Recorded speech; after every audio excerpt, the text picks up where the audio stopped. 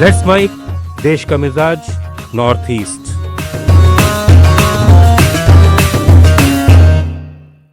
देश का मिजाज, आइए जानते हैं भारत के उत्तर पूर्वी राज्यों की आज की खास खबरें। असम के मुख्यमंत्री हिमंता बिस्वा शर्मा ने आरोप लगाया है कि सामाजिक कार्यकर्ता हर्ष मंदर, प्रशांत भूषण, कांग्रेस और जमाते इस्लामी हिंद मिलकर बांग्लादेश और पाकिस्तान के कुछ तत्वों के साथ राज्य को अस्थिर करने की साजिश रच रहे हैं। उन्होंने कहा कि सरकार की इन गतिविधियों पर पूरी नजर है। যোৱাকালিৰ পৰা অসমত অশান্তি বিয়পাবলৈ কেইজনমান বিশেষ ব্যক্তিয়ে গোটেই অসমখনত ভ্ৰমণ কৰি আছে। আমাৰ হৰ্ষ মন্দৰ আৰু প্ৰশান্ত ভূষণ তেওঁলোকে অসমৰ বিভিন্ন স্থানত গৈছে যোৱাকালিৰ পৰা, আৰু আন এটা গ্ৰুপ এই ধৰণৰ ব্যক্তিৰে আন এটা গ্ৰুপ জহার সিরকার আৰু ওয়াজেদ হবিবুল্লাহ, ফায়াজ শাহিন এই ধৰণৰ ব্যক্তিসকলে যোৱাকালিৰ পৰাও নামনি অসমৰ বিভিন্ন জিলাত ভ্ৰমণ কৰি আছে। তেওঁলোকে কেৱল সংখ্যালঘু সম্প্ৰদায়ৰ নেতাসকলক লগ পাইছে, জামাতি ইছলামিক লগ পাইছে। অসমত এটা অশান্তিৰ বাতাবৰণ বিয়পাবৰ কাৰণে NRCৰ সময়ত যেনেকৈ এই ব্যক্তিসমূহ অসমলৈ। इससे पहले मुख्यमंत्री हिमंता ने तिनसुकिया में मार्गेरिटा में मुख्यमंत्री महिला उद्यमिता अभियान के तहत स्वयं सहायता समूह की महिलाओं को चेक वितरण किए और प्रेस कॉन्फ्रेंस में कहा कि मार्गेरिटा में उन लोगों के खिलाफ बेदखली अभियान चलाया जाएगा जिनका इस क्षेत्र से कोई ऐतिहासिक या सामाजिक जुड़ाव नहीं है।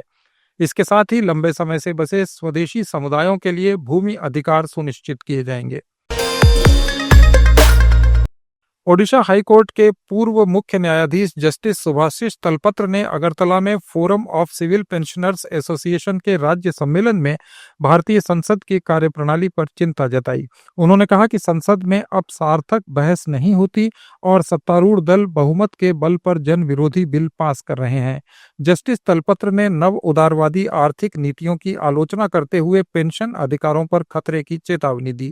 उन्होंने नेशनल पेंशन स्कीम को 1972 की गारंटेड पेंशन स्कीम के खिलाफ बताया, जिसे त्रिपुरा, केरल, राजस्थान और कर्नाटक ने लागू नहीं किया है। उन्होंने कहा कि केंद्र इन राज्यों को वित्तीय रूप से दंडित कर रहा है। जस्टिस तलपत्र ने बढ़ती महंगाई और पेंशन संशोधन के बीच अंतर पर भी चिंता जताई और पेंशन अधिकारों के लिए एकजुट संघर्ष की अपील की। मणिपुर की गायबती देवी ने जम्मू कश्मीर के रामबन में CRPF 84 बटालियन कैंपस में कचरे को उपयोगी वस्तुओं में बदलकर पर्यावरण संरक्षण की मिसाल पेश की है। उन्होंने 2 वर्षों में बेकार डब्बों, शराब की बोतलों, डिस्पोजेबल ग्लास और जूट की रस्सियों से कई उपयोगी सामान बनाए और बंजर जमीन को हरे भरे पार्क और बॉटनिकल गार्डन में तब्दील किया। उनके पति कमांडेंट N रणवीर सिंह इस अनूठी पहल में उनका समर्थन करते हैं। गायबती ने कहा कि उनका लक्ष्य कमाई नहीं बल्कि पर्यावरण को नुकसान से बचाना है। प्रधानमंत्री नरेंद्र मोदी 13 सितंबर को बैराबी सैरांग रेलवे लाइन का उद्घाटन करेंगे। मिजोरम के मुख्यमंत्री लालदुहोमा ने आइजल में मिजोरम पुलिस सेवा संघ के सम्मेलन में ये जानकारी दी। उन्होंने बताया कि नया सैरांग टर्मिनल जो आइजल के पास है, मिजोरम को भारत के राष्ट्रीय रेल नेटवर्क से जोड़ेगा। ये रेल परियोजना राज्य में परिवहन और पहुंच को काफी हद तक बेहतर बनाएगी। नागालैंड के उप मुख्यमंत्री वाई पैटन ने असम नागालैंड सीमा पर बेदखली अभियान के दौरान उनकी अनुपस्थिति पर लगे आरोपों को निराधार बताया है। कोहिमा में जारी एक बयान में उन्होंने कहा कि एक वीडियो से उनकी छवि खराब करने की कोशिश की जा रही है। पैटन ने बताया कि जिस दिन बैठक थी उस दिन वे अपने पहले से निर्धारित कार्यक्रम के तहत रालान इलाके के लिफाइन गांव में थे।